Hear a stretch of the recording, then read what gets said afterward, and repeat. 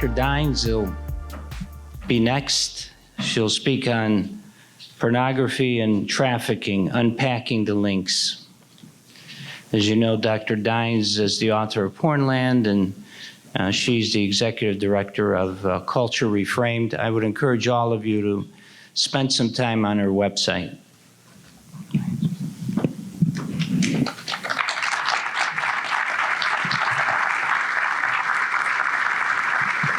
Thank you.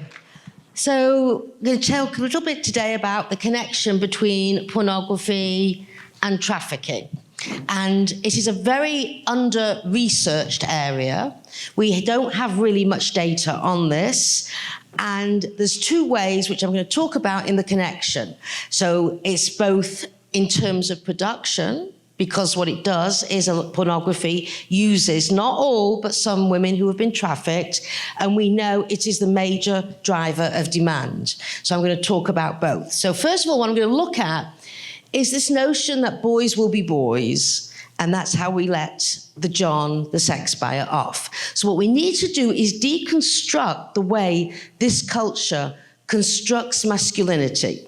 Because when we think about what actually goes on in sex buying, I want us to just flip the genders for a minute. And I want the women in the room to think about something. I want you to think about you going into a brothel to buy sex, right? And there's a 17 or 16-year-old boy there with a black eye, looking completely ravaged. Let me ask you, what would you want to do? A, have sex, or B, take him home, feed him, and help him? Would not sex be the very last thing on your mind? So if that's true for women, the question becomes, how is it possible that men can go there, see this, and still maintain an erection? And the answer to that lies in the culture, not in the fact that men are born Johns or sex buyers. There is a cultural construction and socialization whereby these women are eradicated, are not seen, and their humanity is reduced to a transactional sex. So just think about the difference here between women and men. And by the way, you know, they're so stupid that they opened a brothel for women where they could go and buy sex from men in Las Vegas. Do you know how long it was open for?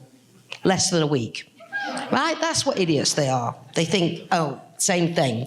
So what I want to talk about is how boys and men are socialized into the ability to buy sex from somebody who is clearly being brutalized, and what steps in the way or destroys that empathy that would stop it. So I'm going to look first at the media and look at the way that the media glamorizes, ignores, glosses over, and rehabilitates the sex buyer, because the media is really a major distributor of norms and values and ideologies about sex and sex buying. So let's begin with the absolute nightmare of it all, Pretty Woman. Who's seen this movie? All right, so let's talk about how it glamorizes it, clearly, the creep that he is, right? This is meant to be a love story where he comes and saves, okay? Let me ask you a question. How many trafficked women do you think live in wedded bliss with their John? Right? So it's a ridiculous story. It made a fortune. But I'm more interested, as a media scholar, in how Hollywood works. And we know that in Hollywood, what is the thing they do? When there's a major movie that makes a fortune, as this one did, and it launched Julia Roberts, what do? They make a second one, am I right? But where's Pretty Woman Part 2? Ever asked that? Okay, why did they not make a sequel?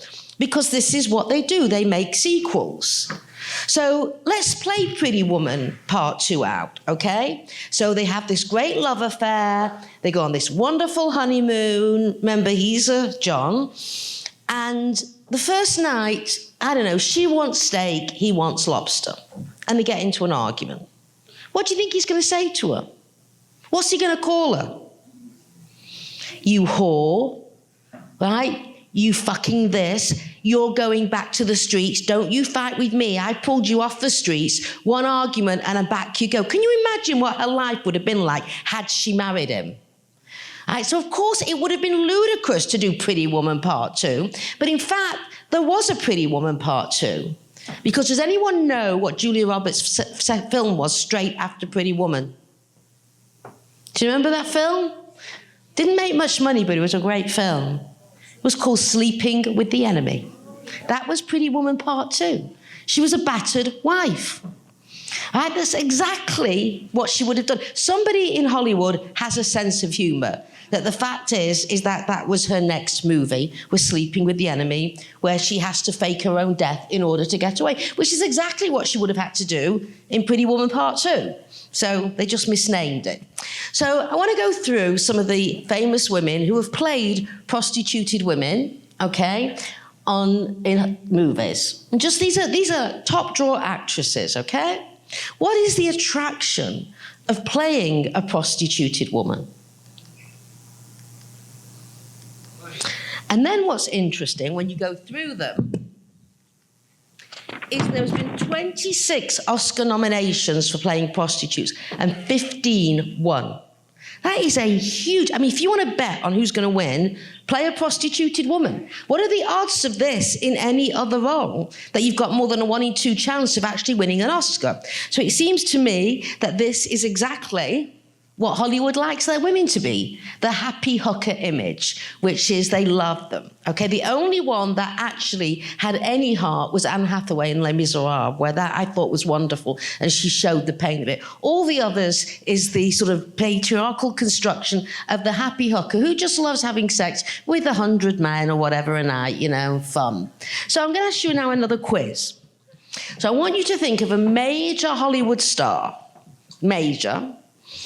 who has won a number of Oscars and actually was taken to court by 2 prostituted women who he hired for the night, beat so badly that one of them was both physically and mentally handicapped afterwards, and sued so that she would get care, and she won. So who do you think it was? Come on. Right, and this is in LA courts. No, that's too obvious. Jack Nicholson. Did anyone know this? Right, you know how I found this out? It was a bit amazing. I was in England at the time on vacation, and the English newspapers were full of this, about how he'd beaten up 2 prostituted women so badly, and one of them, as I said, was handicapped and needed 24-hour care. And I come back after vacation, I say, is everyone talking about Jack Nicholson?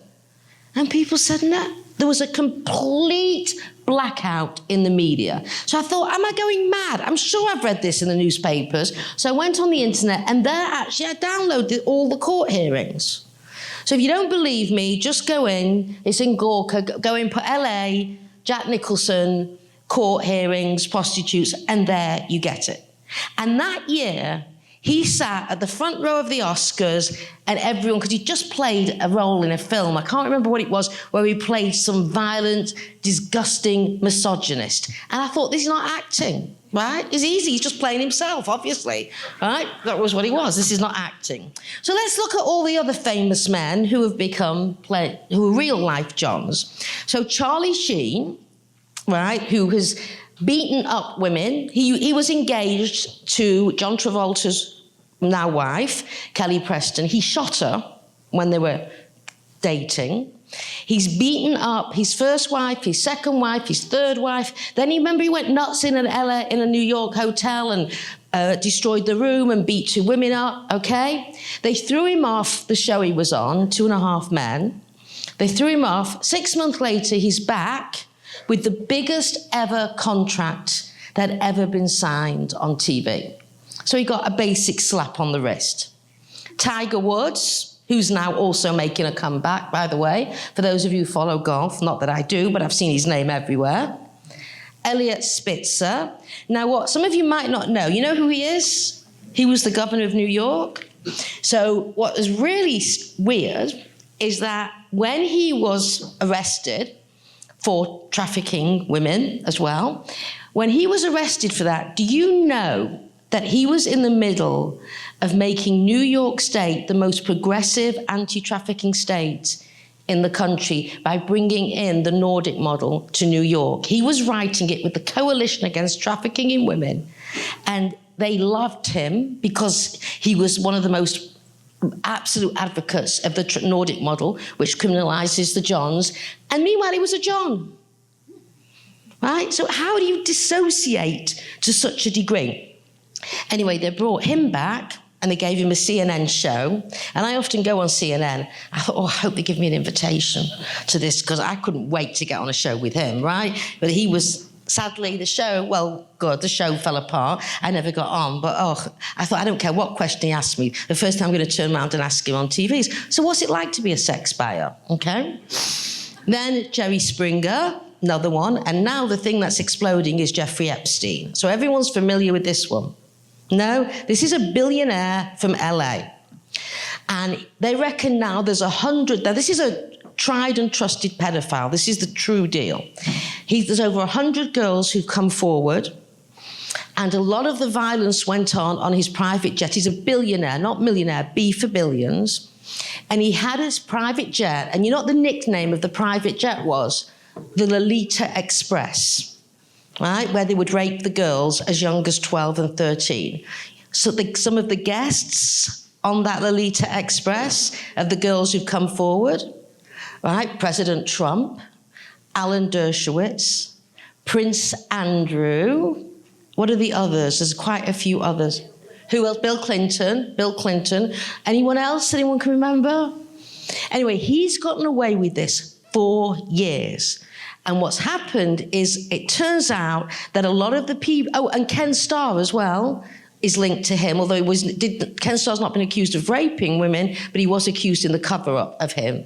So this man has gotten away for years in Florida, and now it's just exploded literally in the last few days, and it looks like he's going to prison eventually. So my question, and another one, Eddie Murphy. And then, of course, Hugh Grant. Now, Hugh Grant was just in a TV movie called something like Britain's Finest or whatever. And it was a true story about a politician called Jeremy Thorpe. Did anyone watch this? So Jeremy Thorpe was head of the Liberal Party. And it turned out, the story is around the fact that he raped this, I think he was 16 or 17 at the time, and then started to have an affair. And what was interesting, he actually played the character really well. But remember, this is the guy who was caught with his penis in the mouth of a prostitute in LA. So when he was told he was actually going to be nominated for the Golden Globe, now he's played a child rapist in what he's been nominated for. And what he said in the paper just a few months ago, he said, this is jolly good news, I'm going to break out the Vaseline. Making a joke of the fact that he'd played a child rapist. Nobody in the media said a word against him, that they should have threw him off the nominee list for saying something like that. No. So the question we have to ask is, how did Jack, Charlie, Tiger, Elliot, Hugh, Jeffrey, Eddie become a John? And the answer to that, one of them, is through pornography. So let's sort of take a walk through now more pornography and what's going on. So pornography really changed around 2000 with the internet. And that made porn affordable, anonymous, and accessible. The 3 A's that drive demand. And this is when you saw the amount of content massively increase. It got uploaded onto the internet. And that's really very early days. 2000 is when the pornography took over the internet. Then, of course, the next big date is when the cell phone came out, because that made it more affordable, anonymous, and accessible. And at this porn convention I was telling you about in Las Vegas, so we managed to get journalist passes. A friend got journalists, and this was before Pornland, so I wasn't that well known, so I could sort of go incognito. So we're in this porn convention and we're listening to these workshops, which are actually very interesting because they don't talk about sex. In the workshops, I mean, there was a whole workshop on whether it should be individual emails versus bulk emails to get more users. This is the kind of stuff that, like, you could be selling soap. This is the kind of conference it is. Anyway, So what they were saying at this conference, this was just before the cell phone was about to hit.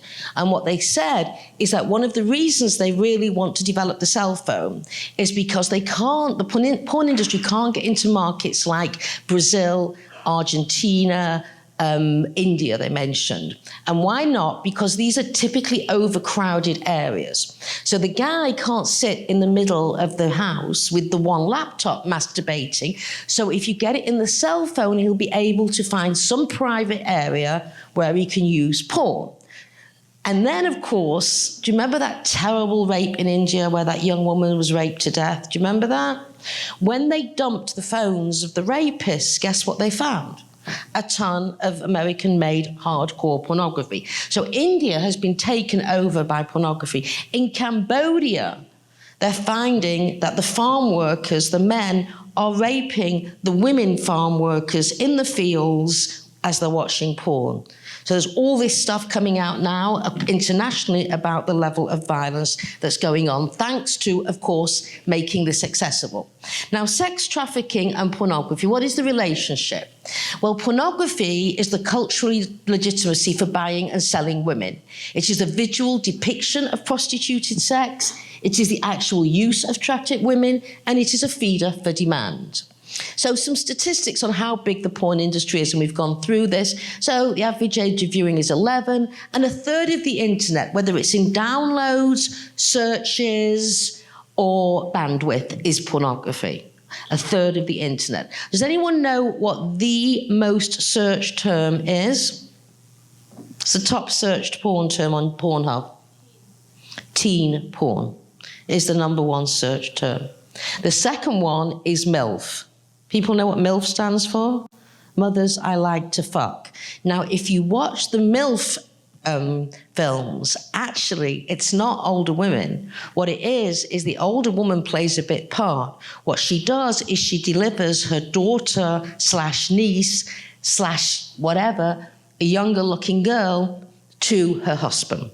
So even the second biggest MILF category is actually about teens. So the internet is full of, especially Pornhub, looking for young girls. And we said this before, porn sites get more visitors each month than Netflix, Amazon, and Twitter combined. Now, what's important about the porn industry, and it is an industry, right? Porn is to sex what McDonald's is to food. The corporatization, monetization, and commodification of a human act, which is then a real desire and need, which is taken by the industry, industrialized, and delivered back to you in a way that is almost unrecognizable from the thing that it started out. That is what the industrialization of sex is. Now, this is an interview with a pornographer in Adult Video News, and he said the corporatization of porn isn't something that will happen or is happening. It's happened. It's like Las Vegas all over again. Independent owners, etc., pushed apart by mega corporations. So, of course, the mega corporation is MindGeek. Now, why do we keep talking about MindGeek? We talk about MindGeek because it controls about 80 to 90% of the distribution of porn. Why is that important? It is important because it is the mass concentration of capital in one company.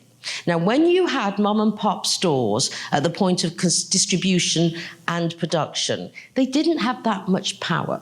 But when you concentrate capital in one company, like Amazon, you then have the concentration of legal power, political power, and cultural power. So let me give you an example of what this buys. Do you remember we were talking about Measure B, right, and to wear condoms? People familiar with this? I think you mentioned it, didn't you? So this was a law in California that was going to cover the valley where porn is made that says that you have to wear condoms.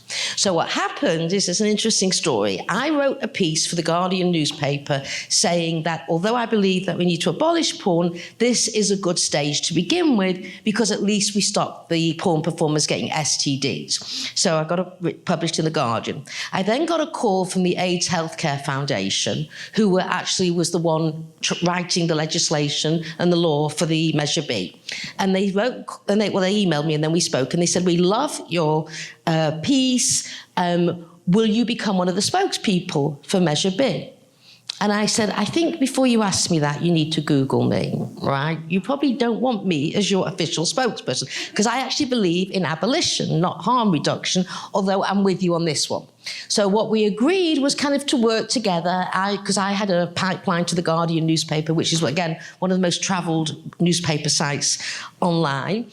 And I was speaking, so I was writing a lot of stuff about Measure B. Anyway, at the end, when it got passed the first time, I called the AIDS Healthcare Foundation. I said, this is fantastic. This is wonderful, congratulations. And can you tell me who came to town to fight you? And they said, oh, all these organisations set up, came in and came to fight us. I said, well, will you do me a favour? Will you just scan which these organisations are and just email them to me? So I start looking through the scans, and there's like the Republican Women's Association of America is fighting against Measure B. Then the Senior Citizens Association of California is fighting against Measure B, against condoms. So I'm thinking something's funny going on here. So I start calling the phone number, because you have to give your name and address. And by the fourth time I'm calling different groups, I realise I'm calling the same number. And it's disconnected, and it's on the same street, the same house. So I'm thinking, oh, this is called AstroTurf organising. Grassroots organising, which is real. They call this AstroTurf because it's the companies that organise. So I called back the AIDS Healthcare Foundation. I said, something's very weird's going on here. These are not real companies. These are dummy companies. You need to start looking around to see. Turns out, guess who had set all these companies up?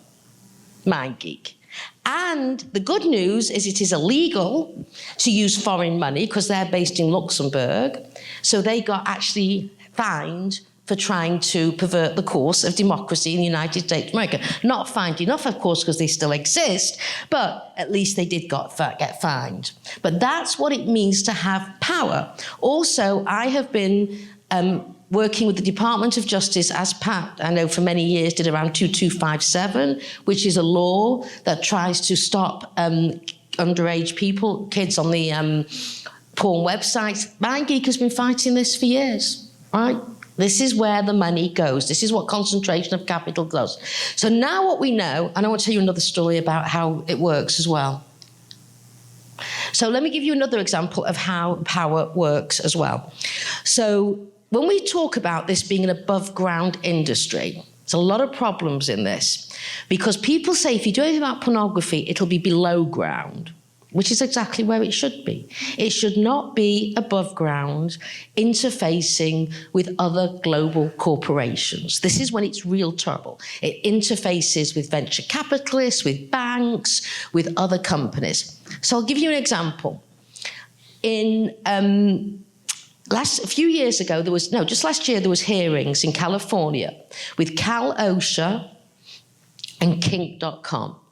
And anyone heard of Kink.com? It is the most violent of all, one of the most violent of all porn websites. This is where they waterboard women and they electrocute their labia as well, okay? Very popular with college students. So in Cal OSHA asked the CFO of Kink.com, why do you do a before and after video? So what happens on Kink.com is you have this young woman, and the first video is, yes, I can't wait to do this. This is going to be really fun. I've always wanted to work for Kink.com. You then are subjected to what is only described as torture. This poor woman is literally tortured so she can barely stand up. And then at the end, when she's lying on the floor, covered in semen and can't move, she said, oh, I loved it. I had a great time. So Cal OSHA says to the CFO of Kink.com, why do you do this before and after video? And you know what he said? He said, when I got the job of CFO, the first thing I did is I went to Visa and MasterCard, and I said to them, what do I need to do in order for you to process Kink.com payments? And they said, do a before and after video to show it's consensual, and then we will process. So these were protocols put in place by a torture porn industry, by MasterCard and Visa. This is your next dirty dozen, right? Those two. Because what they get away with is enormous. So just think of the level of collaboration between MasterCard, Visa, and Kink.com. So what we know is that 90% of the most watched videos have violence against women.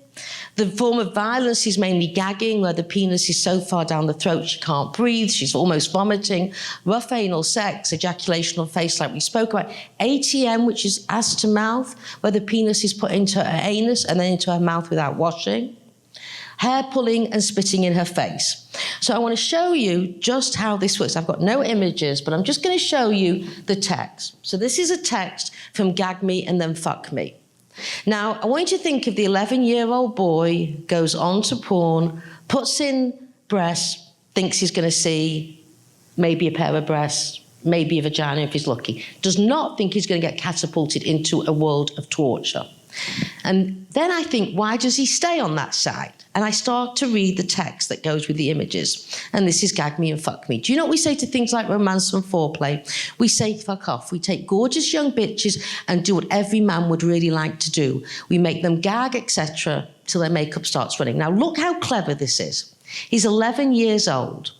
Do you know what we say to things like romance? We say fuck off. We take gorgeous young bitches and do what every man would really like to do. That's not true. Every man doesn't want to do this.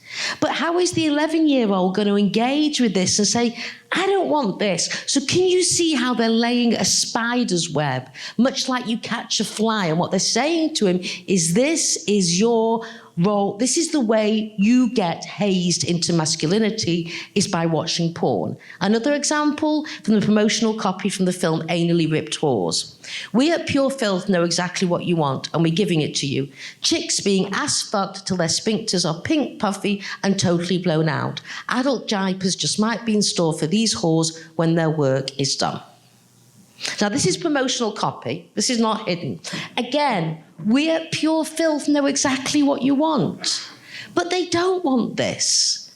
But the trauma of that boy being aroused and masturbating to sexual violence is he sits there in his stomach with a traumatic mix of fear, anger, self-loathing, all of those things. So what you're doing is you are traumatizing him. And the more you traumatize him, the more likely he is to keep going back to porn, and the more likely he is eventually to become a John or a sex buyer. And this is very smart. Now, this is one example from Pornhub. So you can go onto Pornhub, put in hooker porn or whatever, and these are prostituted women being filmed without knowing they're being filmed, and then it's uploaded onto Pornhub so that these guys can make money. And these women do not know it's being filmed.